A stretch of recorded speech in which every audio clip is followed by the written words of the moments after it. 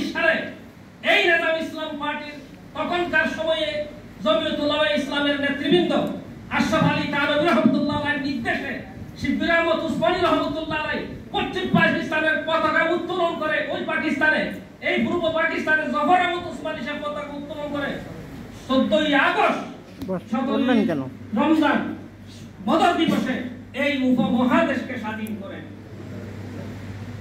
কথাটা বুঝতে পেরেছি তোমাদের?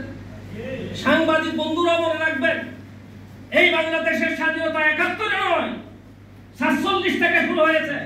47 আগে উলামায়ে এখানে রক্ত দিয়েছে গাছে বাসে পথে ঘাটে হাটে বাজারে। এদের রক্তের বিনিময়ে রক্তের উপরে বেশে বেশে উপমহাদেশে এই পাকিস্তান পশ্চিম পাকিস্তান তখনকার সময় স্বাধীন হয়েছিল। আমরা বৈষম্য শিকার আজকে নয়, 23 বছর পাঞ্জাবিরা এই পূর্ব পাকিস্তানের উপরে বৈষম্য সৃষ্টি করে শোষণ করেছে, অত্যাচার করেছে, নির্যাতন করেছে, নিপীড়ন করেছে।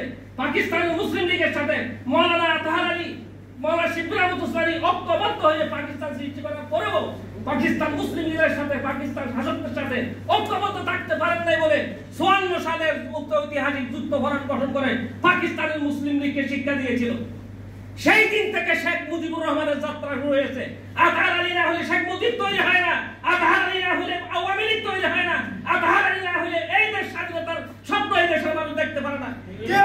আওয়ামী লীগের থেকে আরো বেশি মাস্তান, আরো বেশি ফ্যাসিস্ট ছিল তখনকার সময়ের মুসলিম লীগ। এই মুসলিম লীগকে বৃদ্ধাঙ্গুল দেখে মাওলানা আতহার আলী বলছিলেন যে পূর্ব পাকিস্তানকে রাজধানী পাকিস্তানের রাজধানী পূর্ব পাকিস্তানে আসতে হবে এবং নৌবাহিনীর সদর দপ্তর পূর্ব পাকিস্তানে আসতে হবে। এটা ইসলামী ছাত্র সমাজের ব্যানার এই ছাত্ররা দেখে দিলেন। সুতরাং খণ্ডিত ইতিহাস ইতিহাস নয়। আওয়ামী লীগ ইতিহাসকে চুরি করতে করতে করতে করতে এই দেশের মানুষের জবানকে বন্ধ করে ফেলছে। আপনাদের সব খুলতে হবে। 47 থেকে আমাদের যাত্রা শুরু হয়েছে। 71 এসে যাত্রা করেছিলাম, একটা স্বাধীনতা এনেছিলাম। আবার 2024 সালে আরেকটা স্বাধীনতা আমরা অর্জন করেছি, অলঙ্কৃত করেছি। এখানে আমাদের রক্তের অভাব ছিল না। এক বক্তা বলছেন কালকে নাকি কুন্দি নাহিদ ইসলাম এবং শহীদুদ্দিন এনি নেজাম ইসলাম পার্টি সহ ইসলামী আন্দোলনে যারা এই দেশের ত্যাগ দিয়েছে, রক্ত দিয়েছে, এদের কথা বলতে স্বীকার করতে রাজি হয় না। কারণ এরা তাগুত তৈরি করার বিশ্ববিদ্যালয় থেকে বেরিয়ে আসছে।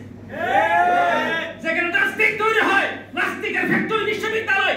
আমরা বাংলাদেশের তাওহীদুল আজহার বিশ্ববিদ্যালয়গুলোকে নাস্তিকের ফ্যাক্টরি তৈরি করার হিসাবে দেখতে চাই না।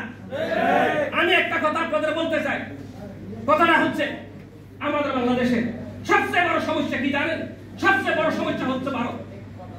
এই দেশের ক্যাটার আল থেকে আরম্ভ করে প্রাইমারি স্কুল পর্যন্ত, নুরানি মাদ্রাসা থেকে আরম্ভ করে দারুল হাদিস মাদ্রাসা পর্যন্ত, প্রাইমারি স্কুল থেকে আরম্ভ করে বিশ্ববিদ্যালয়